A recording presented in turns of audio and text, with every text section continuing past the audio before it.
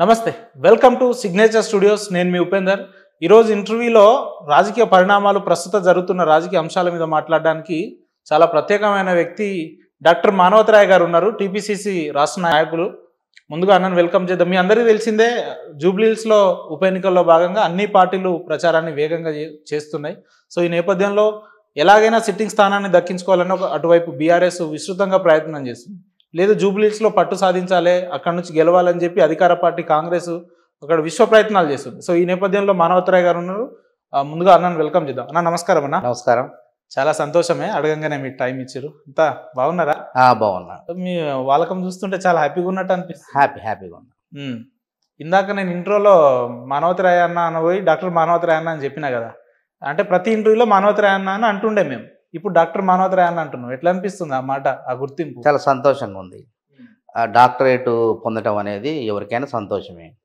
పేరు ముందు డాక్టర్ అంటే గౌరవ సూచకంగా కాబట్టి మొన్న ఉస్మానియా యూనివర్సిటీ నాకు డాక్టరేట్ ప్రకటించింది తెలుగు శాఖలో అంశం వచ్చేసి బూరుగుల రామకృష్ణారావు జీవితం సాహిత్యం ఎవరి బూరుగుల రామకృష్ణారావు అంటే హైదరాబాద్ రాష్ట్రానికి మొట్టమొదటి చిట్ట చివరి మేధావి పివి నరసింహారావు గారికి గురువు న్యాయవాది ఆయన 9 భాషల్లో నిష్ణాతుడు పివి నరసింహారావు గారు ఒక విధంగా చెప్పాలంటే ఈ బూరుగుల రామకృష్ణారావు దగ్గర శిష్యరేఖం చేసి ఆయన 14 భాషల్లో గురువుని మించిన శిష్యుడిలాగా 14 భాషల్లో నిష్ణాతుడై పండితుడైపోయాడు కాబట్టి ఆయన తర్వాత ఉత్తరప్రదేశ్కి కేరళకు గవర్నర్గా కూడా పనిచేశారు కాబట్టి ఒక మేధావి కాబట్టి ఆయన జీవితం మీద సాహిత్యం కూడా ఉంది ఆయన రాజకీయ నాయకుడే కాదు ఆయన సాహిత్యం కూడా ఉంది ఆ సాహిత్యం మీద పరిశోధన చేసినందుకు ఆ సిద్ధాంత గ్రంథానికి నాకు తెలుగు శాఖ ఆధ్వర్యంలో ఉస్మానియా యూనివర్సిటీ ముందుగా మీకు హార్ట్ఫుల్ కంగ్రాచులేషన్స్ అన్న ప్రసిద్ధిగాంచిన యూనివర్సిటీ నుంచి డాక్టరేట్ పొందడం అంటే మామూలు విషయం కాదు అది సో దానికంటే ముందు ఇందాక ఇంట్రోలో చెప్పిన నేను బైపోల్ జూబ్లీహిల్స్ బైపోల్ హోరాహోరీగా ఉన్నాయి అన్ని పార్టీలు సమానంగా ఎవరి ప్రయత్నాలు వాళ్ళు చేస్తున్నారు ఏం చెప్తారు కాంగ్రెస్ పార్టీ సీనియర్ నాయకులుగా ఎట్లా ఉండబోతుంది జూబ్లీహిల్స్ అంటే జూబ్లీహిల్స్ ఎన్నికల్లో కంటోన్మెంటు ఫలితాలే పునరావృతమైంది కంటోన్మెంటు ఉప ఎన్నిక జరిగితే అక్కడ బీఆర్ఎస్ అభ్యర్థి లాసనంతగా చనిపోయారు కానీ ప్రజలు సానుభూతికి ఓటేయలే అభివృద్ధికి రేవంత్ రెడ్డి చేస్తున్న అభివృద్ధికి పట్టం కట్టారు అక్కడ శ్రీ గణేష్ని గెలిపించారు జూబ్లీహిల్స్లో కూడా ఇక్కడ కూడా ప్రజలు రేవంత్ రెడ్డి పాలనకు ఓటేయబోతున్నారు కాంగ్రెస్ ప్రభుత్వానికి కాంగ్రెస్ పార్టీకి ఓటేయబోతున్నారు అంత కాన్ఫిడెన్స్ ఎందుకంటే గత ప్రభుత్వం 10 ఏళ్లలో చేయని మేము చేసినాం ఇప్పుడు పేదవాడికి ఆత్మగౌరవం ఏంటి రేషన్ కార్డు వాళ్ళు ఇయ్యలేనిది మేము ఇచ్చినాం దానివల్ల ఏమైంది ఒక పేదవాడికి ఆ రేషన్ కార్డు అనేది ఇస్తే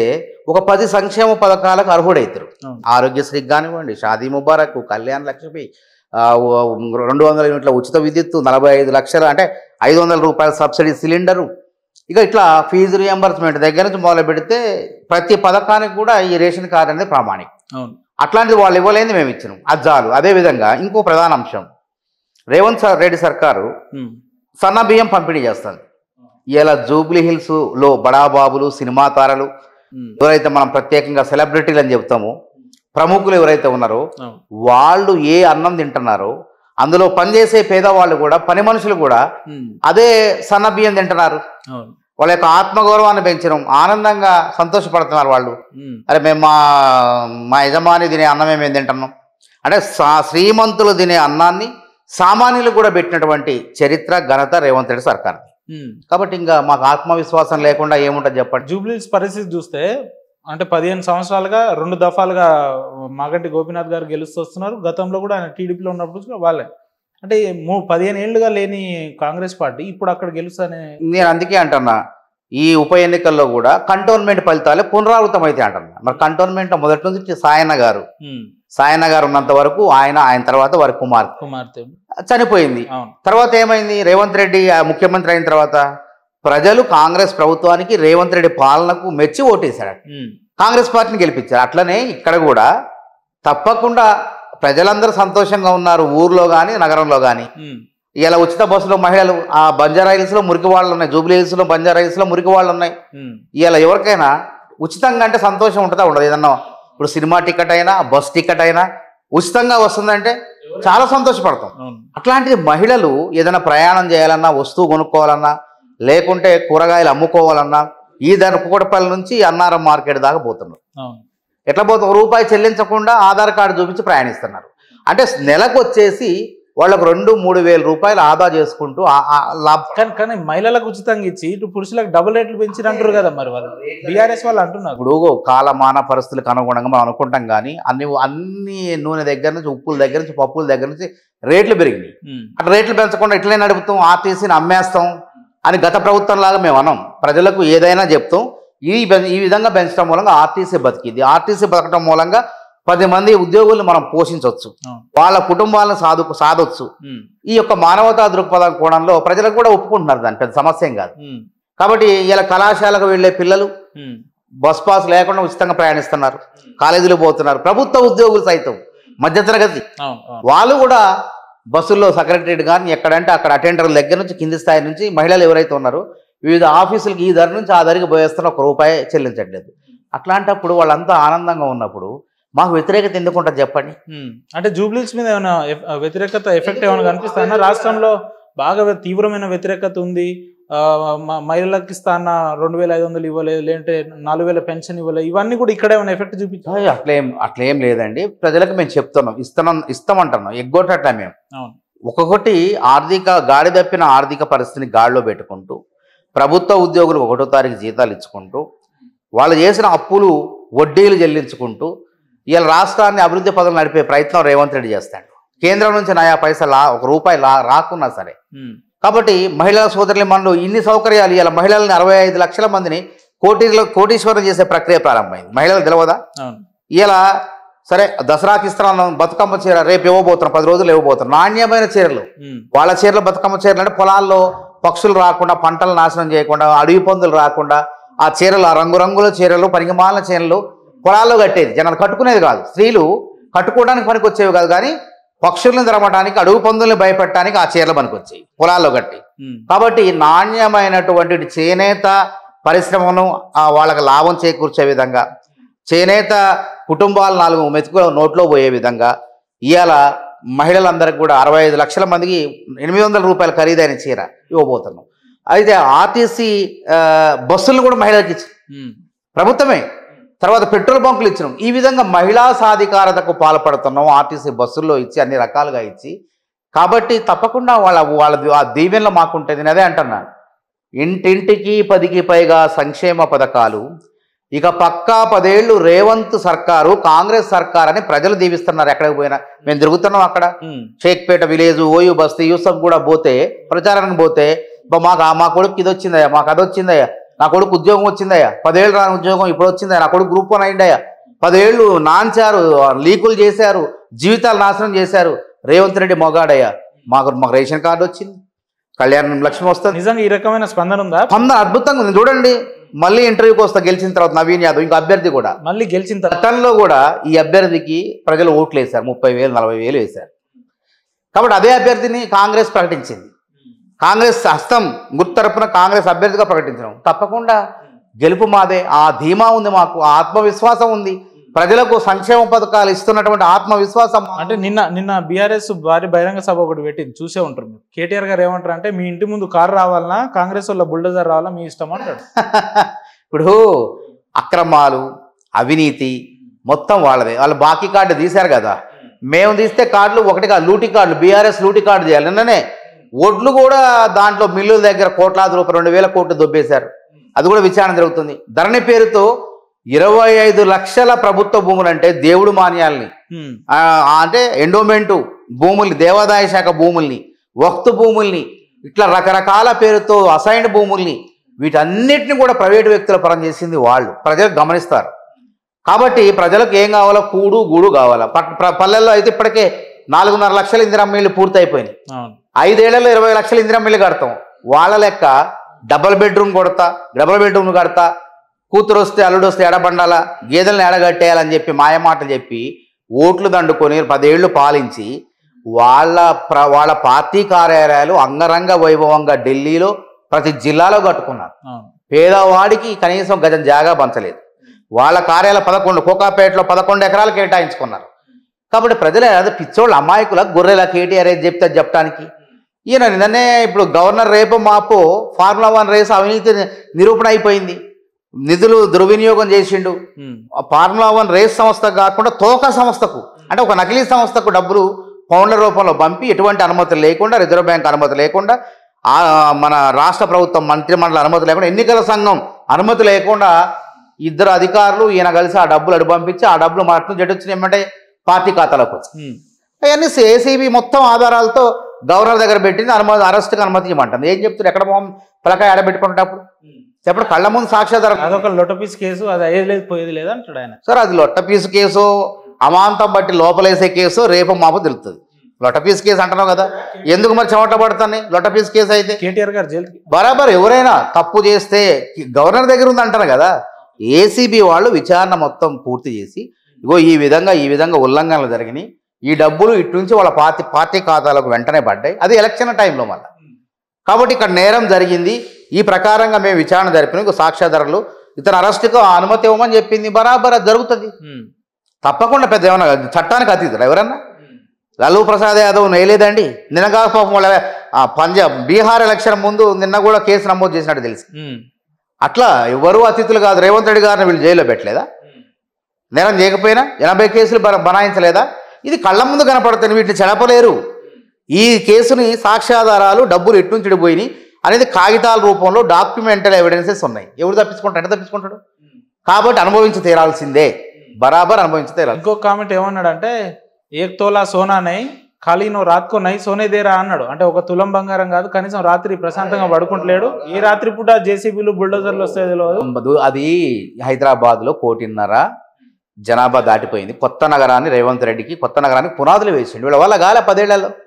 ఇప్పుడు హైదరాబాద్ నగర నిర్మాత షాహీలు, కుతుబ్ షాహీల తర్వాత ఆసఫ్ జాహీలు, నైజాం నవాబులు అంటారు వాళ్ళని. వాళ్ళు వచ్చి దీన్ని సికింద్రాబాద్కు విస్తరణ చేశారు. కుతుబ్ షాహీలేం హైదరాబాద్ నగరాన్ని మూసి ఒడ్డున అటు ఇటు అద్భుతంగా నిర్మిస్తే దీని విస్తరణకు వరదలు రాకుండా మీరు మెహబూబ్ అలీ ఖాన్ 6వ నవాబు వరదలు రాకుండా మోక్షగుండం విశ్వేశ్వరయ్యను పెట్టి అక్కడ ఉస్మాన్ సాగర్ను హిమాయత్ సాగర్ను కట్టి ఆ వరదను అక్కడే ఆపి అక్కడ నిల్వ చేసి ఆ నీళ్లను హైదరాబాద్ జంట నగరాలకు సికింద్రాబాద్ తాగునీటి అవసరాలకు పెట్టేవాడు, ఇచ్చేవాడు. కానీ రేవంత్ రెడ్డి కూడా ఎంత చేసినా సరే ప్రతిసారి కూడా చూడండి, ఈసారి వరదలు వచ్చినప్పుడు హైదరాబాద్లో వానలు వచ్చినప్పుడు ఎక్కువ ప్రమాదాలు జరిగాయి. హైడ్రా ఉన్నది, హైడ్రా వెళ్ళి అప్పటికప్పుడు వాళ్ళు పుడికలు తీసి నాలాలు శుభ్రం చేసి ఆ నీళ్లను బయటికి పంపి ఆ ప్రక్రియ జరిగింది. అది గతంలో ఎట్లుండే లేదు. కాబట్టి ఆ బతుకమ్మ కుంట ఉదాహరణ, బతుకమ్మ కుంటను అంబర్పేటలో బీఆర్ఎస్ నాయకులు కబ్జా చేయబోతే కాంగ్రెస్ కాపాడిందా లేదా? యథావిధిగా ఎప్పుడో పూర్వకాలం కుంటను అట్టనే ఆవిష్కరించడం లేదా? హైడ్రా యొక్క మంచి పనులు ఉన్నాయి. హైడ్రా అంటే అక్రమాలు వీళ్ళే బిల్డర్ల వల్ల, వీళ్ళే సొమ్ము, వీళ్ళే ఆ చెరువుల్లో శిఖాల్లో అనుమతులు ఇచ్చి అక్రమం కట్టించి ప్రజలను మోసం చేసింది వీళ్ళే. హైడ్రా వల్ల ప్రజల్లో చైతన్యం వచ్చింది. సరే ఒకళ్ళో ఇద్దరు నష్టపోవచ్చు అమాయక ప్రజలు, కానీ మెజారిటీ భవిష్యత్ తరాల అవసరాలకు ఆ విధంగా దాన్ని ప్రోత్సహించామనుకోండి, రేపు భవిష్యత్ తరాలకు హైదరాబాదు అతలాకుతలం అయ్యే ప్రమాదం ఉంది, వరదలకు మునిగిపోయే ప్రమాదం ఉంది. కాబట్టి ఇలా హైడ్రా ఆధ్వర్యంలో కుంటలు చెరువులు అన్నింటిని కూడా పునరుద్ధరించే కార్యక్రమాన్ని చేపట్టినాం. ఇవాళ ఎవరిని అక్కినే నాగార్జున కూడా తిరిగి 2 ఎకరాలు ఇచ్చిండు. ఓవైసీది కూడా ఆడ FTL పరిధి నిర్ణయించలే. ఫాతిమా కాలేజ్ FTL పరిధి ఎందుకు నిర్ణయించలే? మరి బీఆర్ఎస్ 10 ఏళ్ళు అధికారంలో ఉంది కదా. మరి అక్కినే నాగార్జున అది కూడా నిర్ణయించి కూల్చలేదు. కానీ హైడ్రా వచ్చిన తర్వాత FTL పరిధి కళ్ళ ముందు ఉంది, సాక్ష్యాధారాలు ఉన్నాయి. కాబట్టి కూల్ చేసిన నాగార్జున కూడా అంగీకరించి మళ్ళీ అదనంగా 2 ఎకరాలు తిరిగి ఇవ్వటం జరిగింది. కాబట్టి ఎవరిని ఉపేక్షించదు హైడ్రా అనేది. దానికి ఏంది, హైదరాబాద్ నగరాన్ని భవిష్యత్ తరాలకు అందించడమే, సురక్షితంగా అందించేటువంటి కార్యక్రమమే. పక్కన పెడితే ప్రత్యేకంగా జూబ్లీహిల్స్ నియోజకవర్గం కాంగ్రెస్ పార్టీ ఏం చేసింది? ఎందుకు మీకు ఓటేయాలంటే? ఎందుకు అందరికి అంటున్నా కదా, సంక్షేమ పథకాలు, రేషన్ కార్డులు. జూబ్లీహిల్స్లో పేద ప్రజలు లేరా? పేద ప్రజలకు లేరా? ఎంత ఎక్కువ మంది ఉన్నారు, పేరుకే జూబ్లీహిల్స్ అట. ఇక్కడ జూబ్లీహిల్స్లో ఉన్న వాళ్ళు ఓట్లేసి, కానీ చుట్టుపక్కల వాళ్ళు వచ్చి ఓట్లేస్తారు. కాబట్టి వాళ్ళందరూ కూడా ఈ 500 సబ్సిడీ 45 లక్షల మందిలో వాళ్ళు ఉన్నారు, జూబ్లీహిల్స్ వాళ్ళు ఉన్నారు. 200 యూనిట్ల ఉచిత విద్యుత్ కరెంటు గృహజ్యోతి పథకం కింద దాదాపు 50 లక్షల మందిలో ఇక్కడ ఉన్నారు. అన్ని రకాలుగా పెన్షన్లు ఇస్తున్నాం, ఆసరా పెన్షన్లు ఎగ్గొట్టట్లేదు, కళ్యాణ లక్ష్మి షాదీ ముబారక్ ఇస్తున్నాం, ఆరోగ్యశ్రీ 10 లక్షల పెంచను. ఇన్ని రకాలుగా చేసుకుంటా పోతుంటే అంటే రైతులు లేకపోవచ్చు. ఇవన్నీ రావాలంటే కాంగ్రెస్ అభ్యర్థికి ఓటేయాలి. తప్పకుండా వస్తూనే ఉన్నాయి. వస్తున్నందుకు వాళ్ళు సంతోషపడి వచ్చి ఓట్లేస్తారు. ఈ సెంటిమెంట్లు, ఈ సానుభూతులు, ఇవన్నీ కాలం మారిపోయింది. కన్నీళ్ళని చూసి ఓట్లు వేయటం ఇవన్నీ పోయింది. వాళ్ళు ఒక ట్యాగ్ బాగా వాడుతున్నారు, ఏంది చూసే ఉంటారు సామాజిక మాధ్యమం, లేడీ వర్సెస్ రౌడీ అని చెప్పి బాగా ప్రమోట్ చేస్తున్నారు. ఆయన క్రిమినల్ కేసులు ఉన్నాయి ఆ అభ్యర్థి మీద అని చెప్పి, ఎవరి మీద లేవండి. వాళ్ళ సోదరుడి భార్య ఏదో మీనాక్షి నటరాజన్ గారికి లెటర్ రాసిందని చెప్పి ఈ రకమైన పోర్ట్రేట్ అయితే. ఇప్పుడు కేసీఆర్ గారు పాస్పోర్ట్ల ఒకరు ఢిల్లీలో జైలుకు పోయి తన్నులు తింటే ఎంఎస్ఆర్ కాపాడిండి అని చెప్తే ఆయన ముఖ్యమంత్రి కాలేదా? జగన్మోహన్ రెడ్డి అడిగిపోయి జైలుకు పోయి ఆయన ముఖ్యమంత్రి కాలేదా? చంద్రబాబు నాయుడు జైలుకు పోయి ముఖ్యమంత్రి కాలేదా? రేవంత్ రెడ్డిని అక్రమంగా అప్పనంగా లోపల పెడితే రేవంత్ రెడ్డి ముఖ్యమంత్రి కాలేదు, నాయకుడు కాలేదా? ఇవన్నీ ప్రజలు చూడరండి. ఇవి నవీన్ యాదవ్ ఏం చేసిన మంచినే ఆడ ప్రజలను చెప్తున్నారే, వీళ్ళ నాయన శ్రీశైలం యాదవ్ ఎవరికి రౌడీ? అక్రమార్కులకు ఎవరైతే పేద ప్రజలను దోచుకుంటారో వాళ్ళకి రౌడీ ఆయన శ్రీశైలం యాదవ్. సామాన్యులకు పేదవాడికి దేవుళ్ళు లాంటి వాళ్ళు. అందుకే వాళ్ళు పోయినసారి 40,000 ఎంతో ఎన్నో ఓట్లు వచ్చినాయి. ఉత్తకొస్తాయా? మరి ఎందుకు రాలే? కేసులు లేని వాళ్ళకి ఎందుకు ఓట్లు రాలే? నవీన్ యాదవ్కి ఎందుకు వచ్చిన ఓట్లు చెప్పండి? వాళ్ళలో మంచితనం ఉన్నది, మానవత్వం ఉన్నది కాబట్టే అక్కడ ప్రజలు మా నాయకుడు శ్రీశైలం అన్న కొడుకు నవీన్ యాదవ్ అని ఓట్లేస్తున్నారు. కాబట్టి అంటనగా నవీన్ యాదవ్ గెలుపు పక్క.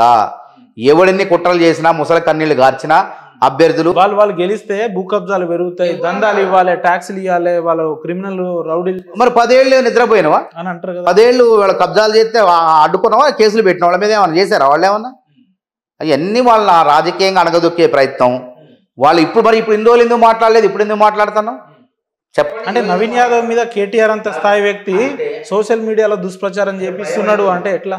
నవీన్ యాదవ్ని శ్రీశైలాన్ని చూస్తే ఫామ్ హౌస్లో పడుకున్న కేసీఆర్కి, ఇవాళ జూబ్లీ హిల్స్లో ప్రచారాన్ని భుజానికి ఎత్తుకున్న కేటీఆర్కి భయం అవుతుంది, గజగజ వణుకుతున్నారు వాళ్ళందరూ. ఏది శ్రీశైలం కుటుంబం చూస్తే అంతే కదా, గెలుస్తారని భయం అవుతుంది. ఇవాళ దుబ్బాకలో ఏమైంది? సోలిపేట రామలింగారెడ్డి గారు సత్యమణి పెడితే గెలిచారా? అక్కడ ఎవరైతే మన ప్రజల్లో ఉన్న అభ్యర్థో వాగ్దాటిన నేత బీజేపీ నాయకుడు గెలిపించారు.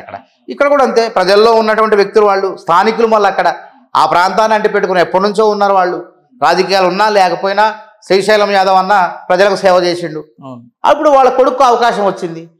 సినిమా తారలు కూడా భానుచందర్ లాంటి వాళ్ళు, సుమన్ లాంటి వాళ్ళు బాహాటంగా వచ్చి ఓట్లేయండి అని చెప్తారు. ఇక చాలామంది చాటుమాటుగా చెప్తున్నారు ఓట్లేయమని చెప్పి సినిమా కార్మికులు వాళ్ళకి వీళ్ళకి.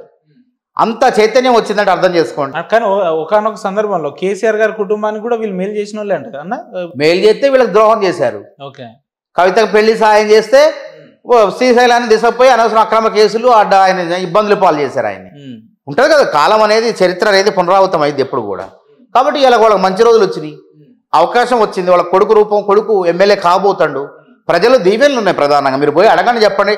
దాదాపు మీరు 100 మందిని అడిగితే 80-90 మంది నవీన్ యాదవ్ గెలుస్తారంటారు. 10 మంది ఎక్కడైనా కానీ 100. కానీ ఈ సెంటిమెంట్ వర్కౌట్ కాదంటారా? గోపీనాథ్ గారి భార్య సునీతమ్మ గారు, ప్రజల మనిషి గోపీనాథ్ గారు, వాళ్ళ ఆశయాల కోసం పనిచేస్తాం మేము. 2016లో ఖమ్మం జిల్లాలో రామిరెడ్డి వెంకటరెడ్డి గారు చనిపోయారు.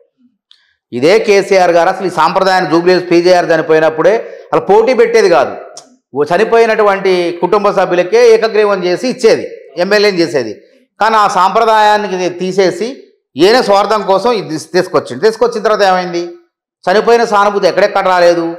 మన నారాయణ ఖేడ్లో కృష్ణారెడ్డి గారు పెద్ద మనిషి, ఆయన చనిపోతే అక్కడ రాలేదు. ఆయన కొడుకు నిల్చోబెట్టినా రాలేదు. రామిరెడ్డి వెంకటరెడ్డి గారు చనిపోతే 2016లో సత్యమణి నిల్చోబెట్టినా అక్కడ తుమ్మల నాగేశ్వరరావు ఎవరో ఆయన గెలిచిండు. అట్లనే దుబ్బాకలు రఘునందనరావు గెలిచిండు, సోలిపేట రామలింగారెడ్డి గారు సత్యమణి. మరి ఇక్కడ కంటోన్మెంట్ చూడరాదు. ఎమ్మెల్యే చనిపోతే సరే ఆమెకి కూతురుని గెలిపించారు.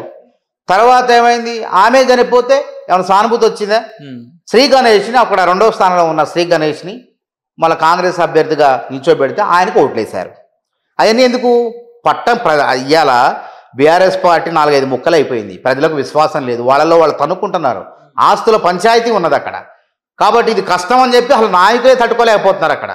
ప్రజలు కూడా ఎందుకు వేస్తారు వాళ్ళ ఓట్లు చెప్పండి? అంటే రేవంత్ రెడ్డి ఇచ్చిన హామీలు పూర్తిగా చేయలేదు. ఆయన చేయాలంటే ఈ జూబ్లీస్ లో బీఆర్ఎస్ కోట్ వేయాలి. అయితేనే వాళ్ళకి భయం. ఎట్లా బీఆర్ఎస్ కోట్ లేదు, ఏం చేస్తారంటున్నా అంటే మళ్ళీ దోశ తింటారు. ఈ పేరు పథకాలన్నీ అమలు కావాలంటే వీళ్ళకి భయం ఉండాలి. భయం ప్రజలందరూ తెలుసు, ప్రజలందరికీ అమలు అవుతుంది. అమలుగానే మేమే చెప్తున్నాం కదా, చేస్తాం. కొంచెం వెసులుబాటు కలిపేయండి అని చెప్పి ప్రజలను అడుగుతున్నాం. మేము మహిళలకి ఇస్తారన్న 2500 ఇస్తాం, పేద మహిళలకు ఇస్తాం. అదేవిధంగా ఆసరా పెన్షన్ 4000 పెంచుతాం, బరాబర్ పెంచుతాం. దివ్యాంగులకు 6500. అవి కూడా ఇస్తాం. మేము అంటున్నాం కదా, అన్నవన్నీ కూడా కోర్టు చేసుకుంటూ వస్తున్నాం. ఇస్తాం అని అంటే ఇప్పుడు 2 ఏళ్ళ కాలం అయిపోయింది, ఇంకా వాళ్ళు చేసిన ఆర్థిక విధ్వంసానికి ఇప్పటికి కూడా అసలు లేని పరిస్థితి. మానవతరాయ్ అన్న అంటే ఆయన రాజకీయ చాణక్యుడు కాబట్టి ఏది పడితే అది మాట్లాడతారు, కానీ గ్రౌండ్ లెవెల్లో నిజంగా మీరు చెప్పే పరిస్థితి ఉందా? మాట్లాడలేదు, శాస్త్రీయంగా మాట్లాడతాను. అందుకే నేను ఏమంటున్నా, ప్రతి ఇవాళ బీఆర్ఎస్ నాయకులకు కూడా ఇందిరా మిల్లు వచ్చినాయి, కక్షపూరితం లేవు. ఎవరు పేదవాడైతే వాళ్ళకు వాళ్ళ 10 ఏళ్లలో డబుల్ బెడ్రూమ్ ఇల్లు కట్టలేకపోయారు. ఇవాళ అర్హులైన పేదవాళ్లకు అసలు జాగా ఉండి ఇల్లు లేని వాళ్ళకు ఇలా ఇల్లు ఇచ్చినాం మేము. కాబట్టి అదే అంటున్నా, పదే చెప్తున్నా, ప్రతి ఇంటికి 10కి పైగా సంక్షేమ పథకాలు అందుతున్నాయి. రుణమాఫీ అయినోడికే రైతు భరోసా వచ్చింది. రైతు భరోసా వచ్చిన ఇంట్లోనే ఆరోగ్యశ్రీ పథకం వచ్చింది, కళ్యాణ లక్ష్మి వచ్చింది, షాదీ ముబారక్ వచ్చింది, ఉచిత విద్యుత్ ద్వారా లాభం పొందుతున్నాడు, పంట పెట్టుబడి, పంటల బీమా, తర్వాత అదేవిధంగా బోనస్లు, 500 రూపాయల బోనస్లు, వరి పంట పండిస్తున్నారు. ఈ రకంగా చెప్పుకుంటూ పోతే పెద్ద లిస్టే ఉంది. మొత్తం పథకాలు ఇలా పేద ప్రజలు అనుభవిస్తున్నారు. సన్న బియ్యం, రేషన్ కార్డులు, ఇందిరా మిల్లు, ఇప్పుడే నేను 11 దాటిపోయినాయి. ఇప్పటికి ఇంటింటికి 10కి పైగా సంక్షేమ పథకాలు ఏదో ఒకటి. ఇక పక్కా 10 ఏళ్ళు రేవంత్ సర్కారు. అంటే ఒక ఇంటిని ఎందుకు చెప్తున్నా, ఒక ఇంట్లో ఆరోగ్యశ్రీ వస్తే కళ్యాణ లక్ష్మి వస్తుంది, పేదవాళ్ళకి కదా సంక్షేమ పథకాలు. కళ్యాణ లక్ష్మి వచ్చిన వాళ్ళకి ముస్లింస్కి షాదీ ముబారక్. అదేవిధంగా ఉచిత ఎకరమో 2 ఎకరాల పొలం ఉంటే రుణమాఫీ అవుతుంది, రైతు భరోసా వచ్చింది, ఉచిత విద్యుత్ ద్వారా పంటలు పండించుకుంటున్నారు, ఇందిరా మిల్లు లేనోడికి ఇందిరా మిల్లు వచ్చింది. అందుకే ఏదో ఒక కుటుంబం ఈ రాష్ట్రంలో ఇంటింటికి 10కి పైగా సంక్షేమ పథకాలు. ఇక పక్కా 10 ఏళ్ళు రేవంత్ సర్కారు, కాంగ్రెస్ సర్కారు అని చెప్పి ప్రజలు దీవిస్తారు. ఇది మీ ట్యాగ్ లైనా? నాది కాదు, ప్రజలు చెప్పేది నేను చెప్తున్నా. క్షేత్రస్థాయిలో మేము వెళ్ళినప్పుడు అంటే ప్రజలు ఒక వర్గమే మాటలు, అన్ని వర్గాలు అసలు విమర్శించడానికి ఏముంది చెప్పండి. అవినీతి లేదు. గతం తులం బంగారం ఇస్తా అన్నాడు, 500 అని చెప్పి 500 గ్యాస్ అంటే అది రాలేదు. తులం బంగారం అనేది ఇప్పుడు కళ్యాణ లక్ష్మి 500 ఎందుకు, స్కూటీలు ఇస్తాము, తులం బంగారం కూడా ఇస్తాం. మేమంటున్నాం కదా, ప్రధానంగా ఇవాళ ఏటా 2 లక్షల ఉద్యోగాలు. అంటే ఇదే యూనివర్సిటీకి సంబంధించిన రేవంత్ రెడ్డి 2 నోటిఫికేషన్ ఇచ్చిండు, ఒకటి బెల్ట్ షాప్ది, ఒకటి జూబ్లీహిల్స్. అవన్నీ చేతగాని వాళ్ళు, చదువురాని వాళ్ళు చేసే మాటలయని కూడా, వాళ్ళు చదువుకునే 60,000 ఉద్యోగాల్లో లేనోడు చెప్పే మాటలయని. చక్కగా ఉద్యోగాలు వచ్చిన చదువుకునేవాడు ఏం చేస్తాడు, వాడికి రాజకీయాలు కానీ ఇవన్నీ ఉండవు. వచ్చే రేపు నవంబర్ 14 తర్వాత నోటిఫికేషన్ వస్తుంది, అండ్ నోటిఫికేషన్ వచ్చినప్పుడు చదివినోడికి ఉద్యోగాలు రావు. వీళ్ళందరూ కూడా ఆ బ్యాచ్, ఆ బాపతు. అంటే వీళ్ళ గ్రూప్ 3 రాలే, గ్రూప్ 2 రాలే, గ్రూప్ 1 ప్రిలిమ్సే క్వాలిఫై కాలేని వాళ్ళు ఈ మాటలు మాట్లాడేది. జేఎల్ రానోడు, డిఎల్ రానోడు ఎన్ని మాటలని చెప్తాడు. వచ్చినోడు అన్నీ ఉన్న ఆకు అనిగమనిగి ఉంటుంది, రానోడు ఎన్నైనా మాట్లాడతాడు. వాడు నోటికి హద్దే లేదు, వాడు ఇష్టం. కానీ వచ్చినోడు చాలా సౌమ్యంగా, చాలా ఆయన పని ఆయన చేసుకుంటాడు. రానోడు రోడ్ల మీద ఉంటాడు, వచ్చినోడు గవర్నమెంట్ జాబులు నౌకరీ చేస్తుంటాడు. ఇక వాళ్ళ మాటలకు విలువ ఉండదు. అంటే నిరుద్యోగులంతా జూబ్లీస్ లో నామినేషన్ వేస్తున్నట్టు కదా, ఎవరు అమ్మాయి ఆస్మానో ఎవరు వేస్తే ఏమవుతుంది, వేసుకొని వద్దని దేవుడు వాళ్ళ దోలు తీరుతుంది. మనకెందుకు సమయం వృధా. పుస్తకాలు పట్టుకొని లైబ్రరీలో కూర్చొని నెక్స్ట్ నవంబర్ నెలలో వచ్చే నోటిఫికేషన్ చదువుకుంటే ఉద్యోగం వస్తుందా? నోటిఫికేషన్లు అంటే రాజకీయం చేయడం కోసం, అక్కడ నామినేషన్ వేయడం కోసం, బీఆర్ఎస్ మాయలోపడి వాడు ఇచ్చే ఎంగిలి మెతుకులు 4 రూపాయలు ఆశపడటం కోసం ప్రచారం చేసుకుంటూ లేదంటే పోటీ చేస్తే ప్రయోజనం ఒక్కసారి ఆలోచన చేసుకోవాలి. ఈ విధంగా చేయటం వల్ల టీవీలో 1 రోజు 2 రోజులు వస్తాం, తర్వాత ఆ కేటీఆర్ డేకడు, ఇంకెవడు డేకడు, ఎవడు పట్టించుకోరు. ఏదైనా చేసిన ఆ పనికి కూడా విలువ ఉండాలి, సార్థకత ఉండాలి. నీ స్థాయి ఏంది, నీ శక్తి ఏంది కూడా చూసుకోవాలి. మనం శక్తికి మించిన పనులు చేస్తే కథమైపోతుంది, జీవితమే కథమైపోతుంది. కానీ మీకు నిరుద్యోగులు అప్పడంతగా మీతో మేము అప్పుడు మేము చేసిన మీకు కూడా తెలిసి ఉపేందర్, మీరు కూడా నాతో పోరాటం చేశారు. నేను ఎక్కడ చేసిన ఎగ్జామ్ వాయిదాలు ఏం చేయలే. అక్రమం జరిగితే, అన్యాయం జరిగితే దాన్ని పట్టుకొని పోరాటం చేసినాం. అంతేగాని ఈ పరీక్ష జరగొద్దు, నాకు రాలేదు కాబట్టి ఈ పరీక్ష అక్రమాలు జరిగినాయి, నాకు రాలేదు కాబట్టి ఆ పరీక్ష అక్రమాలు జరిగాయి. సింగరేణిలో ఆ రోజు ఉద్యోగాలు అమ్ముకున్నది ఎవరు, కవిత కాదా? ఇలా కవిత కూర్చున్నాడు మాట్లాడతారు. ఇందిరా పార్క్లో మూసేసిన ఇందిరా పార్క్లోనే కాంగ్రెస్ తెలిసిన వాళ్ళు మూసేశారు ధర్నాలు లేకుండా. మేము ధర్నాలు చేయడానికి పోతే మమ్మల్ని అరెస్ట్ చేశారు. ఇలా అదే ఇందిరా పార్క్లో కూర్చొని సింగరేణి ఉద్యోగాలు అమ్ముకున్న కవిత ఇలా గ్రూప్ 1 ఉద్యోగాలు అన్యాయం జరిగిందని మాట్లాడుతుంటే 100 కోట్ల లిక్కర్ కేసులో జైలుకు పోయి ఇచ్చిన కవిత ఇలా గ్రూప్ 1లో సామాన్యులకు ఉద్యోగాలు వస్తే తట్టుకోలేక, కాంగ్రెస్ ప్రభుత్వం ఉద్యోగాలు ఇస్తే గ్రూప్ 1 ఉద్యోగాలు తట్టుకోలేక ఆడ కూర్చొని రాజకీయాలు చేస్తుంది. అసలు నైతికత ఉందా కవితకి? 100 కోట్ల లిక్కర్ కేసులో జైలుకు పోయి ఇచ్చిన కవిత, సింగరేణి ఉద్యోగాలు అమ్ముకున్న కవిత, నేనే పోరాటం చేసినప్పుడు కవిత గ్రూప్ 1లో అక్రమాలు జరిగినాయి అంటే మరి వాళ్ళంతా చూపి, ఎక్కడ జరిగింది చూపి. ఎవడో ఆరోపణ చేసిండు ఒక డిబేట్లో, నా దగ్గర వచ్చిండు. 3 కోట్లకు అమ్ముడు పోయింది ఉద్యోగం అన్నాడు. 3 కోట్ల పెట్టి ఉద్యోగం కొనుక్కున్నాడు. నేను ఒకటే అన్నా ఇంటర్వ్యూ, బాబు ఉత్తుత్త ఆరోపణ కాదు, కొన్నది ఎవడు, ఆయన హాల్ టికెట్ చెప్పు, prelims hall ticket, main hall ticket చెప్పు, ఎవరికి ఇచ్చిండు, ఏ మంత్రికి ఇచ్చిండు చెప్పు. ఇప్పుడే సిబిఐకి పోదాం, ఏసీబీ కూడా కాదు, రాష్ట్ర ప్రభుత్వం పరిధిలో ఉంటుంది. నేనే పోరాటం చేస్తా, ప్రతిభావంతుడికే ఉద్యోగం రావాలి. నేను అట్లా కొట్లా, ఆయన నిరుద్యోగం చేసి లక్ష్యం ప్రతిభావంతుడికి ఉద్యోగం రావాలా. చవట దద్దమ్మలకు కొనే వాళ్ళకు ఉద్యోగాలు రావద్దనేది సిద్ధాంతం నిరుద్యోగం చేసేది కాదు. ఇలా ప్రతి ఒక్కరిని నిరుద్యోగం చేసి పెట్టి సోయి లేకుండా నేనేమంటలే, నిరుద్యోగం చేసి పొట్లాడుతాను వాళ్ళ ఇష్టం. కానీ నిరుద్యోగ చేసి అనేది ప్రతిభావంతులకే ఉద్యోగాలు రావాలి.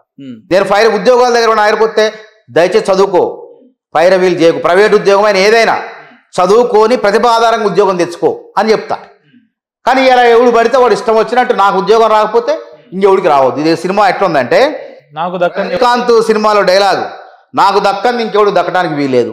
ఏమండి ఆ గ్రూప్ 1 పరీక్షలు అసలు ఏం జరిగినాయి, అసలు వాస్తవంగా వాళ్ళ ఆరోపణలు అన్ని సహితం ఉన్నాయా? 1655 మంది కోర్టు ఉమెన్స్ కళాశాల రాస్తే, కోర్టు ఉమెన్స్ కళాశాల వీసీ గారు సూర్య ధనుంజయ్ గారు వారు ఏం చెప్పారంటే, ఇది మహిళల కళాశాల, మహిళలనే కేటాయించమన్నారు. మరి బేగంపేటలో కూడా కేటాయించారు మహిళలకి, అదెందుకు రావట్లేదు? 1655 మందిలో అట 74 మంది ఎంపిక అవటం అనేది ఆ సహజ ప్రక్రియ. అది 1655 మందిలో 74 మందికి ఉద్యోగాలు రావటం అనేది, ఎంపిక కావటం అనేది సహజ సిద్ధమైన ప్రక్రియ. ఎప్పుడు అనుమానించాలి? ఇటు బుర్ర కూడా లేకుండా బుద్ధి ఉంటే ఫస్ట్ మాట్లాడటానికి ఏది పడితే మాట్లాడుతున్నారు. ఇప్పుడు 1655 మందిలో ఒక 300 మంది, 523 ఉద్యోగాలకు, 523 ఉద్యోగాలకు ఒక 350 మందో 400 మందో అదే కేంద్రం నుంచి, పరీక్షా కేంద్రం నుంచి ఎంపిక అయితే అప్పుడు అనుమానించాల. 74 మంది ఎంపిక అయ్యారు, వాళ్ళకి ఎట్లా వచ్చినాయంటే నీకు చదువుకుంటే వచ్చినాయి. 74 మంది ఏమైనా అక్రమం చేశారా? సీసీ కెమెరాలు ఉన్నాయి, బయోమెట్రిక్ ఉంది. ఒకవేళ వాళ్ళు ఏమైనా అవకతవకలు పాల్పడితే సాటి పోటీ పరీక్షదారుడు ఊరుకుంటాడా? అక్రమాలు జరుగుతున్నాయని చెప్పి అప్పటికప్పుడు పరీక్ష రద్దు అయింది. టెక్నాలజీ పెరిగింది. వచ్చిన తర్వాత నీకు ఉద్యోగం రాకపోయిన తర్వాత అక్రమాలు జరిగినాయి అని అంటే అర్థం ఉందా? మనం ఎక్కడే పోతున్నాం? ఇప్పుడు ఇంకోటి తెలుగు భాష సివిల్స్ తీసుకుందాం. సివిల్ సర్వీసెస్లో హిందీ మాధ్యమంలో కూడా పరీక్ష రాస్తారు. 5% మంది ఎంపిక గారు, 5% మందే అందులో ఉత్తీర్ణత శాతం, అంటే ఐఏఎస్లు ఐపీఎస్లు అయ్యేది. మరి అక్కడ ఎందుకు ప్రశ్నించావు నువ్వు? మరి అక్కడ హిందీ మాధ్యమం వాళ్ళు కూడా చిన్నప్పటి నుంచి ఇక్కడ కూడా తెలుగు మీడియం చదువుకున్న వాళ్ళు ఇంగ్లీష్ మాధ్యమంలోనే పరీక్షలు రాసి విజేతలు అవుతున్నారు. మన తెలంగాణలో కూడా 7గురికి వచ్చినాయి. కాంగ్రెస్ ప్రభుత్వం దీన్ని అభినందించండి మీరు. అరే సివిల్స్కి అవిల్స్కి ఇంటర్వ్యూలకు పోయిన 130 మందికి ఇంటర్వ్యూ స్థాయికి, అంటే ప్రిలిమ్స్ పాస్ అయ్యి మెయిన్స్ రాయడానికి అర్హత సంపాదించిన 130 మందికి లక్షల చొప్పున రాజీవ్ గాంధీ పేరు మీద వాళ్ళకి అవకాశం నగదు ఇచ్చినాం లేదా, ₹1,00,000 సహాయం చేసినాం లేదా. అందులో 20 మంది ఇంటర్వ్యూలో పోయి 7గురికి ఉద్యోగాలు వచ్చినాయి. 7గురు నేపథ్యం చూస్తే టీవీలు చూసిన వాళ్ళు కాదు, వాట్సాప్లో తలబెట్టిన వాళ్ళు కాదు, యూట్యూబ్లు చూసేవాళ్ళు కాదు. వాళ్ళు ఒకటే చెప్తారు, మేము టీవీ చూడలేదు, వాట్సాప్లు చూడలేదు, మా నేపథ్యం తెలుగు మీడియమే, కానీ ఇంగ్లీష్లో రాసి విజయం సాధించమని చెప్తున్నారు. మరి మీరు ఎక్కడ తలకాయ పెట్టుకుంటారా? అవన్నీ నీ దగ్గర లోపం పెట్టుకొని ఎదుటి వాడిని నిందిస్తే ఏంది అంటున్నా వాడు. ఇప్పుడు కానీ కాంగ్రెస్ వస్తే నిరుద్యోగుల సమస్యలు పరిష్కరిస్తే అంటే రోజు అంటే పరిష్కరిస్తామంటే చేసినావా లేదా? 26 అని, లేదంటే నోటిఫికేషన్ రాలేదు, ఏదో ఒక కార్యాచరణ లేదు. ఇవన్నీ పనికిమాలిన వాళ్ళు చేసే పనులు. చేతగాని వాళ్ళు ఇంటి దగ్గర ఏమంటారు కదా, అరే వాడికి ఉద్యోగం వచ్చింది నీకు ఎందుకు రాలేదంటే. కానీ ఇదే నిరుద్యోగులు మీతో కూడా నేను చెప్పిన కదా, నేను చేసినప్పుడు ఏం చేసినావు? లీకులు అయితే పోరాటం చేసినాం, పరీక్ష వాయిదా వేయాలని, అక్కడ మా పరీక్ష మూల్యాంకనంలో తప్పులని చెప్పి పోరాటం చేసినావా? ఎవరైనా చేసిండా? కోర్టులో కేసు వేశారు. మరి జడ్జి గారు ఎందుకు ఇచ్చిండే ఏందో, మొత్తానికి డివిజన్ బెంచ్ అయితే ఇచ్చింది. ఇంకో అంశం మూల్యాంకనం అనేది ఏంటంటే దాన్ని ఎవరు కూడా తప్పు పట్ల. ఉదాహరణ నేను చెప్తా, ఇలా మీకు కూడా అవగాహన ఉంది, యూనివర్సిటీ నేపథ్యం ఉంది మీకు. ఇలా సంస్కృతం తెలుగు ఐచ్ఛికాలు ఉంటాయి ఇంటర్మీడియట్లో. సంస్కృతం రాసిన వాడికి 100కు 100 మార్కులు వస్తాయి. తెలుగు రాసిన వాడు 75-80 దాటం కూడా గగనం, అంటే కఠిన మూల్యాంకనం ఉంటుంది. మరి వీడికి ర్యాంక్ ఎక్కువ వస్తుంది కదా ఇంగ్లీష్ మీడియం వాడికి, సాంస్క్రిట్ పెట్టుకున్నవాడికి. గురుకులాల్లో ఉన్న ఇంగ్లీష్ మీడియం కానీ ఎక్కడ కానీ అక్కడక్కడ తెలుగు మీడియం ఇంగ్లీష్ మీడియం ఉన్న వాళ్ళకన్నా కార్పొరేట్ కాలేజీలో వాళ్ళకి ర్యాంకులు ఎందుకు వస్తాయి? మరి దాన్ని తప్పడదామా మూల్యాంకనం అని? ఇక పరీక్షల వ్యవస్థ ఉంటుందా? ఇవన్నీ కూడా పనికి మాల ముచ్చట్లు, చేతగాని మాటలు. ఇవన్నీ కూడా మొత్తానికైతే నిరుద్యోగులకు సపోర్ట్ అయితే ఉంటుంది అన్న జూబ్లీహిల్స్లో. అంటే మీరు పోతురు కదా ప్రచారం, ఎందుకు మనం ఏమనండి దోలు తీరుతుంది. నేను ఏమంటున్నా, సమయం వృధా చేసుకుంటారు. దయచేసి నిరుద్యోగులారా, మీరు ప్రభుత్వ ఉద్యోగాలకు సిద్ధపడే వాళ్ళు 1 నిమిషం కూడా వృధా చేయొద్దు. ఈ విధంగా వృధా చేయటం వల్లే మొన్న కాంగ్రెస్ ప్రభుత్వం 2 లక్షల ఉద్యోగాల భర్తీ అన్నం వాళ్ళు కేసీఆర్ ప్రభుత్వం 22 నోటిఫికేషన్ ఇస్తే 17 నోటిఫికేషన్ లీకులు. కాంగ్రెస్ ప్రభుత్వం రేవంత్ రెడ్డి సర్కారు ఆ నోటిఫికేషన్లో తప్పుల్ని సవరించి ఈ 60,000 ఉద్యోగాలను భర్తీ చేసి నియామక పత్రాలు ఇచ్చినప్పుడు అందులో మీరు లేరు. మీ లక్ష్యం దేనిపై ఉండాలా? ఉద్యోగాలపై ఉండాలా. ఇప్పుడు మేమున్నా నా లక్ష్యం చిన్నప్పటి నుంచి రాజకీయాలే. నేను ప్రభుత్వ ఉద్యోగం కావాలంటే నేను కూడా కష్టపడి అయితే వస్తుంది. మేము యూనివర్సిటీలోకి వచ్చింది ప్రతిభతోనే వచ్చినాం. మేము దానికోసం మా లక్ష్యం కాబట్టి దానికోసం మేము ఫైట్ చేస్తాం. కాబట్టి మీరు ఫస్ట్ మీ లక్ష్యం ప్రభుత్వ ఉద్యోగం సాధించడం. రేపు వచ్చే 30,000 ఉద్యోగాల్లో నేను ఉండాలి. ఉన్నదే 2 లక్షల ఉద్యోగాలు, ఇప్పుడు 1,45,000 ఉద్యోగాలు ఉన్నాయి. రేపు 35,000 40,000 ఉద్యోగాలు ఇస్తుంది రాష్ట్ర ప్రభుత్వం. దానికి ఇప్పటి నుంచే చదువుకుంటూ ఉండాలి. కానీ నీకు సంబంధం లేని అంశం ఎన్నికల్లో నేను పోయి పోటీ చేస్తా, చేతులు కాల్చుకుంటా, చేతులు కాలిన తర్వాత ఆకులు పట్టుకుంటే ప్రయోజనం ఉండదు. అందుకే నేనేమంటున్నా, ప్రతి నిమిషాన్ని ప్రతి సమయాన్ని వృధా చేసుకుంటే మీరు విజేతలు కాలేరు. మీరు మీరు దిక్కు మీ ఆలోచన మొత్తం అడుగుపెట్టకండి, ఈ పుస్తకాల్లో పెట్టండి. మీరు జనరల్ స్టడీస్లో ఎట్లా రాణించాలి, మీ తెలంగాణ చరిత్రలో ఎట్ట పట్టు సాధించాలి, ఏ ఏ ఏ గ్రూప్ 1లో ఏ విధంగా వ్యాసాలు రాయాలి, భవిష్యత్తులో వచ్చే నోటిఫికేషన్ కానీ ఈ విధంగా మీరు సిద్ధపడాలి తప్ప ఆ విధంగా సిద్ధపడే వాళ్ళు 4-5 వాళ్ళు ఏదో 4 రూపాయల కోసం పోతారు. అట్లా అందరు బర్రెలెక్కలు అవుతారా? బర్రెలెక్క పని ఏమైంది ఉందా చెప్పండి? అట్లా ఒక రోజు కనపడతారు, 2 రోజులు కనపడతారు. మన కుంభమేళ అప్పుడు అమ్మాయి ఎవరో ఉంది పాపం, ఆ అమ్మాయిని బాగా చూపించారు. చూపించిన తర్వాత అమ్మాయి ఏమనుందా? ఇవన్నీ మోనాలిసా మీరు కూడా పోయిన 2 సార్లు పోయిన కుంభమేళ. ఇప్పుడు ఏముంటది, 1 రోజు 2 రోజులు ఇట్లా పాల పొంగ అట్లా వస్తుంది, కింద పోదు. మన జీవితం అట్లా కావద్దు. జీవితంలో అవకాశం మన వయసు ఉన్నప్పుడే వాటి సాధించాలి. నేను మంచి చెప్తాను, మరి దీన్ని కూడా ఏదో మాట్లాడతారు. నేను మాట్లాడేది ఏంటంటే ఆశ అనుభవంతో మాట్లాడతాను. కాబట్టి మీ ఆలోచన సరళిని దృష్టిని అటు మరలిస్తే మీరు అటే పోతారు, అటే కొట్టపోతారు. ఇక అందులో పడితే ఇందులో రారిగా. తల్లిదండ్రులకి ఏం చెప్తారా? మీకు మీ చేతగాక మీరు చదవక వాళ్ళు డబ్బులు పంపిస్తే కూలో 4 డబ్బులు పంపి చదవక మీరు వేరే వ్యాపకాల దృష్టికి బయటికి పోయి దీన్ని నిర్లక్ష్యం చేసి ఉద్యోగం రాదు. రాకపోతే ప్రభుత్వం తప్పు చేసింది, అక్కడ అక్రమాలు జరిగినాయని చెప్పి అట్ట ఎంతకాలం తప్పించుకుంటారు? అరే నీ సాటి పక్కోడికి ఉద్యోగం వస్తే వాడికి అక్రమంగా వచ్చిందా? ఒక ఆయన మీద ఎవరో మాట్లాడుతూ తుమ్మితే దగ్గితే ఆమరణ దీక్షలు చేస్తారు కోచింగ్ సెంటర్ యజమాని. మరి ఆయన భార్యకు తెలియదా? ఆయన పేరు తెలియదా మీకు? ఎందుకు ఆయన పేరు ఎందుకు అవసరం కూడా? టైం వృధా పేరు చెప్పడం కూడా. ఎందుకు చేస్తాడో అర్థం కాదు ఆమరణ దీక్ష. దాని విలువను కూడా, ఆమరణ దీక్ష అంటే ఒక పెద్ద సంకల్పం, దాన్ని ఎప్పుడు పడితే అప్పుడు చేయొద్దు. దాని విలువను కాపాడుకోవాలి.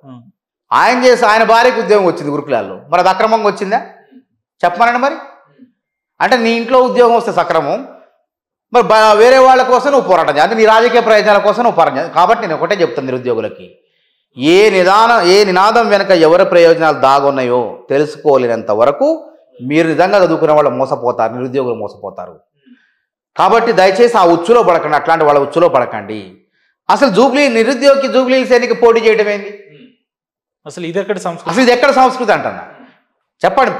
ఇప్పుడు పోటీ చేయాలా అంటే ఎమ్మెల్యే పోటీ చేస్తే ఏమవుతుంది అంటే వీళ్ళ ఆలోచన. ఒకడెవడో మొన్న పోటీ చేసి గూగుల్ పే ఫోన్ పే పెట్టిండడు, నేను పోటీ చేస్తాను, నేను వీరుండి దిరుండి నాకు సాయం చేయండి, నేను ఎరగదెత్తాను, కేసు పెట్టారు.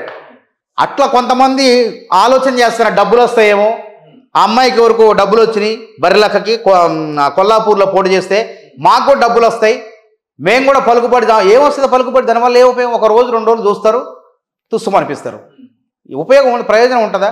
కాబట్టి మీ తల్లిదండ్రులకు పేరు తెచ్చే పనులు చేయండి, అనవసరమైన విషయాలకు మీరు జోలికి పోకండి. నిజంగానే పరీక్షల్లో ఆ తప్పులు జరిగితే మేమే కొట్లాడతాం, మాకు చెప్పండి. 3 కోట్లు ఎవరిచ్చిండు చెప్పడా, ఎక్కడిచ్చారో ఎట్లిచ్చారో చెప్పరా, వాడు హాల్ టికెట్ ఎవరో ఒక్కడ పేరు చెప్పండి, వాళ్ళని తీసేద్దాం, అలా పరీక్షలు రద్దు చేపిద్దామని చెప్పరా. ఉత్తుత్త ఆరోపణలు అపోహలు సృష్టించడం వల్ల మీకే నష్టం. అది ఎంతకాలం తల్లిదండ్రులు మోసం చేసుకుండా పోతారు. ఇది నా లోపం కాదు, ప్రభుత్వ లోపం వల్లే రాలేదు. అక్రమాలు చేయడం, ఎక్కడ అక్రమాలు? సీసీ కెమెరా అన్నీ ఉన్నాయి. హాల్ టికెట్లు అన్నారు. ఉపేంద్ర గారు మీద ఉంది, సౌలభ్యం కోసం, పరిపాలనా సౌలభ్యం కోసం 2 హాల్ టికెట్లు. అక్కడ 4 లక్షల మంది అప్లై చేసుకుంటే 3.5 లక్షల మంది ప్రిలిమ్స్ రాశారు. అవి ఎక్కడెక్కడ ఉన్న సెంటర్లు వివిధ జిల్లాల్లో ఉన్నాయి. ఆ సెంటర్ కోడ్లు మరి మెయిన్స్ రాసేటప్పుడు 33,000 మంది వచ్చారు. 33,000 మందిలో 21,000 మంది 500 మంది ఎంతమంది రాశారు. రాసినప్పుడు ఆ సెంటర్ కోడ్ మళ్ళీ హైదరాబాద్ 46 కేంద్రాల్లో ఉన్నాయి కాబట్టి జిల్లాల్లో ఉండవు. కాబట్టి ఆ హాల్ టికెట్ ఉంచుకుంటూ కొత్త హాల్ టికెట్ విడుదల చేశారు. ఎందుకు? పరిపాలనా సౌలభ్యం కోసం. మళ్ళీ ఇది 30,000 మందే కాబట్టి, 33,000 మందే కాబట్టి, హైదరాబాద్ పరిధిలోనే సెంటర్లు ఉంటాయి కాబట్టి ఆ యొక్క అనుమానం గందరగోళం కాకుండా పెట్టారు అక్కడ. మరి చూడండి, మరి ఉద్యోగాలు వచ్చినప్పుడు ఫస్ట్ హాల్ టికెట్ ఉందా లేదా అని మళ్ళా చంబునేయులు బయోమెట్రిక్ తీసుకునే వాళ్ళని ఎంపిక చేశారు ఉద్యోగాలకు. ఇక్కడ కూర్చొని ఉత్తగా 10 మంది ఎక్కువ వచ్చారు అంటారు. ఇంకో అంశం, ఇవాళ జూనియర్ సివిల్ జడ్జి ఎగ్జామ్ ఉంటుంది, అందులో రెండు హాల్ టికెట్ల పద్ధతి ఉంటుంది. కానిస్టేబుల్ ఎస్ఐ ఉద్యోగాల్లో కూడా 2 హాల్ టికెట్ల పద్ధతి ఉంటుంది. మరి దాన్ని ఎందుకు ప్రశ్నించారు మీరు? ఇక్కడ 2 హాల్ టికెట్లు ఇస్తే అది టీజీపీఎస్ సిస్టమ్, అది స్వయం ప్రతిపత్తి గల సంస్థ, విచక్షణాధికారం ఉన్నది. నువ్వు దేని మాట్లాడాలా? లీకులు అయితే మాట్లాడు, టీజీపీఎస్సీ పెట్టిన పరీక్షలు లోపాలుంటే మాట్లాడు, బయోమెట్రిక్ పాటించకపోతే మాట్లాడు, సీసీ కెమెరాలు పెట్టకపోతే మాట్లాడు, సీళ్లు పరీక్ష పత్రాలు ప్రశ్నాపత్రాలు ఇచ్చేటప్పుడు సీళ్లు లేకుండా మరి వేరే వాళ్ళు ఏమన్నా లీకులు అయితే మాట్లాడు. అంతేగాని మూల్యాంకనం తప్పు ఉంది, అది తప్పు ఉంది, ఇది తప్పు ఉంది అని అంటే అసలు ఈ వ్యవస్థే ఉండదు, పరీక్షల వ్యవస్థే ఉండదు. కాబట్టి అర్థం చేసుకోవాలి నిరుద్యోగులు. ఎక్కడ కూడా సహేతుకమైన అపోహలు, అన్యాయం ఎక్కడ జరిగింది చెప్పాలి కదా. మనం ఒక ఆరోపణ చేసేటప్పుడు చెప్పాలా.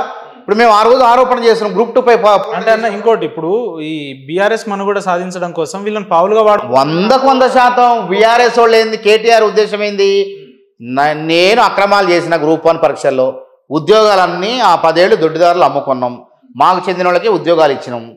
కాబట్టి కాంగ్రెస్ ప్రభుత్వం అట్లనే చేయాలా. కాంగ్రెస్ ప్రభుత్వం నిరుద్యోగులతో అధికారం వచ్చింది కాబట్టి మేము కూడా ఈ ఇట్లా దుష్ప్రచారం చేయించి బద్నాం చేసి ఈ ప్రభుత్వాన్ని పడగొట్టాలా అనే కుట్రలు కుతంత్రాల్లో పావులుగా మారుతున్నారు వీళ్ళంతా. నిజమైన నిరుద్యోగి దేని గురించి కొట్లాడతాడు?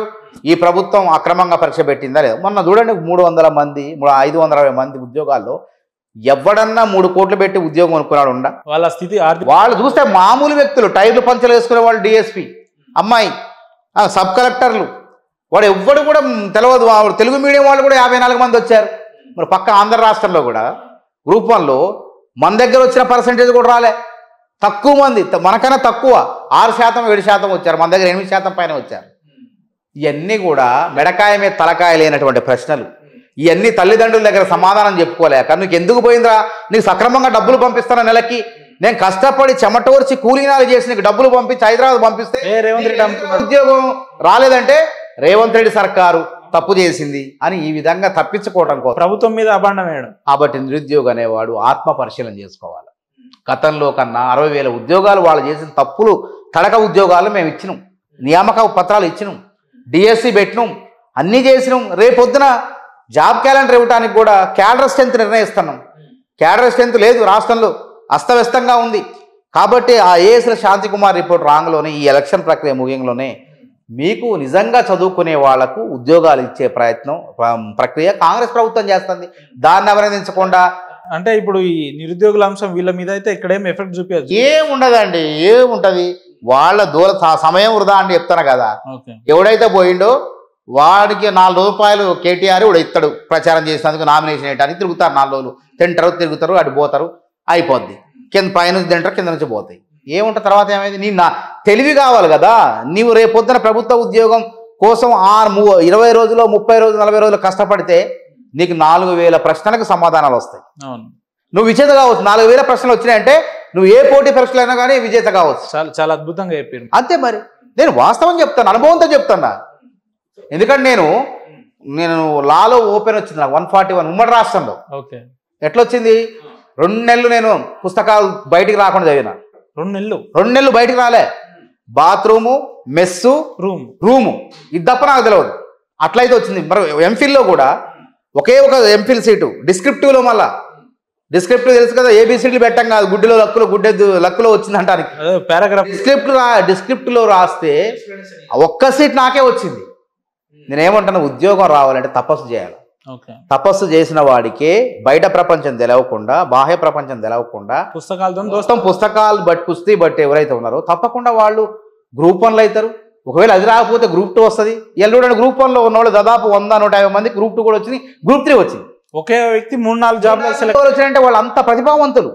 వాళ్ళ దృష్టి చదువు మీద, పుస్తకాల మీద, పోటీ పరీక్షల మీద, సినిమాల మీద, షికార్ల మీద, ప్రేయసుల మీద, వీటి మీద లేదు. రాజకీయాల మీద, వీటి మీద లేదు. అట్లుంటున్నోడికి ఈ ఉద్యోగాలు ఎవరికి రావు, గుర్తుపెట్టుకోండి. ఆలోచన, చదువుకునే ఆలోచన పక్కదారి పట్టిందంటే వాడు పోటీ పరీక్షల్లో విఫలమైనట్టే. అది గుర్తుపెట్టు. చాలా బాగా అన్న. దశాబ్ద కాలంగా నిరుద్యోగుల కోసం పోరాడిన వ్యక్తిగా, పార్టీ సీనియర్ నాయకులుగా జూబ్లీహిల్స్ ప్రజలని ఉద్దేశిస్తూ ఇటు నిరుద్యోగులకు అటు ఓటర్లకు ఏం చెప్తారు? నిరుద్యోగులారా, మీకు ప్రభుత్వం పారదర్శకంగా వేగవంతంగా భర్తీ చేసే విధంగా నోటిఫికేషన్ ఇవ్వబోతుంది. మీ సమయాన్ని వృధా చేసుకోకండి. ఎవడో మీరు చదువుకునే వాళ్ళు లైబ్రరీ చదువుకుంటుంటే కూసేగాడిది వచ్చి మేసేగాడిదని జడగొట్టినట్టు చక్కగా మీరు పుస్తకాలు బట్టి కుస్తీ పడుతుంటే అధ్యయనం చేస్తుంటే ఎవడో చదువు రానోడు వచ్చి మిమ్మల్ని బయట తీసుకొస్తాడు. వాడిని అప్పుడే వాడి ముఖం మీదే చెప్పండి, మేము రామరాబాయ్ చదువుకుంటామని చెప్పండి. అట్లా మీరు విజేతలు అవుతారు. ఈ ఉద్యోగం కావచ్చు ఇంకో ఉద్యోగం వస్తుంది. అంతేగాని బయటికి పోవటం వల్ల 40 రోజులు నీ సమయం వృధా చేయటం వల్ల వానికి 4 రూపాయలు వస్తాయి కానీ నీకు 1 రూపాయి కూడా ఇయ్యరు. మొన్న గ్రూప్ 1 కేసు రాగానే కేటీఆర్ దగ్గర తలా 50,000 ఎంత ఇచ్చిండట. వాస్తవం చెప్తాను అంత. మళ్ళీ అందులో కొట్లాడుకున్నారు అటు వీళ్ళు, నాకు అని. అంత చిల్లర ఒక నిరుద్యోగి, మీరు ఒక విద్యావంతులు, అట్లా ఆశపడాల్సిన అవసరమే లేదు. మీరు చక్కగా చదువుకుంటే ఒక శాఖకు అధికారి అవుతారు, ఒక వ్యవస్థలో మీరు అధికారులు అవుతారు, నెలకింత జీతం వస్తుంది, ప్రయోజకులు అవుతారంటున్నారు. కాబట్టి జూబ్లీహిల్స్ ప్రజలను ఒకటే కోరుతాను నేను, దయచేసి నవీన్ యాదవ్కు అవకాశం వచ్చింది. శ్రీశైలం అన్న మంచి వ్యక్తి, నవీన్ యాదవ్ కూడా అంతే మంచి వ్యక్తి, ప్రజల్లో ఉండే వ్యక్తి, అందరికీ దగ్గరుండే వ్యక్తి, ఆడంబరాలకు పోయే వ్యక్తి కాదు. కాంగ్రెస్ ప్రభుత్వం రేవంత్ రెడ్డి పేద ప్రజల సంక్షేమం కోసం అహర్నిశలు కృషి చేస్తుంది, ఇంటికి 10 పైగా సంక్షేమ పథకాలు అందిస్తుంది. కాబట్టి కంటోన్మెంట్లో ప్రజలు కూడా అభివృద్ధికే పట్టం కట్టారు. దయచేసి మీరు కూడా రేవంత్ రెడ్డి కాంగ్రెస్ ప్రభుత్వం చేసే అభివృద్ధికి పట్టం కట్టి అభివృద్ధిలో భాగస్వాములు కాండి. మీ నియోజకవర్గాన్ని అభివృద్ధి చేసుకోండి. 10 ఏళ్లలో జూబ్లీహిల్స్లో ఒక ప్రభుత్వ కార్యాలయం లేదు. 10 ఏళ్లలో ఒక నవీన్ లాంటి ఒక ఎమ్మెల్యే ఉంటే మీ జూబ్లీహిల్స్కి ప్రభుత్వ కార్యాలయాలు వస్తాయి. మీ జూబ్లీహిల్స్ నియోజకవర్గం పేరుకే జూబ్లీహిల్స్, లోపలంతా కూడా పేదలు ఉన్నారు. అక్కడ మొత్తం కూడా చాలామంది పేదలు ఉన్నారు. వాళ్ళ జీవితాల్లో వెలుగులు రావాలంటే తప్పకుండా కాంగ్రెస్ పార్టీకి, కాంగ్రెస్ ప్రభుత్వానికి, నవీన్ యాదవ్కు హస్తం గుర్తుపై ఓటేయాలని చెప్పి మీ ఛానల్ ద్వారా చెప్తాను. నమ్మకం ఉందా కాంగ్రెస్ పార్టీ అభ్యర్థి గెలుస్తాడని? తప్పక 100% ఆత్మవిశ్వాసం చెప్తున్నాను. నేను ఎటువంటి అనుమానం కూడా లేదు. ఎలక్షన్స్ రిజల్ట్ తర్వాత మళ్ళీ కలుస్తారా? తప్పకుండా కలుస్తాం, మళ్ళీ కూర్చుంటాం. ఆన్ రికార్డ్ చెప్తున్నారు తప్పకుండా, బరాబర్. రైట్ అన్న, థ్యాంక్ యూ.